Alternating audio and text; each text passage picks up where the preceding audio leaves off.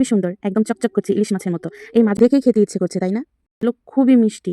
কিছু পরিমাণ আয় তবে সহচরি হাতে হাতে ধরি ধরি নাচিব গিরি গিরি গাহিব গান। গান গাইতে গাইতে চলে এলাম আমাদের বাড়ির পশ্চিম সাইডে, কারণ আমরা আজকে মাছ ধরবো। হ্যাঁ, আজকে আমাদের অভিযান হচ্ছে মাছ ধরা। মাছ ধরে সেই মাছ ভাজি করে খাবো। তো ভাবলাম আমার ভাতিজা তো মাছ ধরবে, আমরা বসে বসে কি করব। তাই গাছ থেকে কিছু পরিমাণ কামরাঙ্গা পেড়ে নিলাম। আর কামরাঙ্গাগুলো খেতে খুবই মিষ্টি। আমাদের গাছে কামরাঙ্গাগুলো একটুও টক লাগে না, খেতে মিষ্টি লাগে। তো একটা কামরাঙ্গা পুরোপুরি পেকে গিয়েছিল, সেই কামরাঙ্গা ছিল খুবই মিষ্টি। কিছু পরিমাণ কামরাঙ্গা পেড়ে নিয়েছি। তারপর কামরাঙ্গাগুলো ভালো করে ধুয়ে কেটে সাথে লবণ মরিচ মাখিয়ে আমরা নামায় চলে গেলাম। আজকে মাছ ধরা হবে। দেখুন কি সুন্দর শাপলা ফুটে আছে বিলে। এই তো আমার ভাতিজা বড়শি ফেলার সাথে সাথে একটা পুঁটি মাছ তুলে আনলো।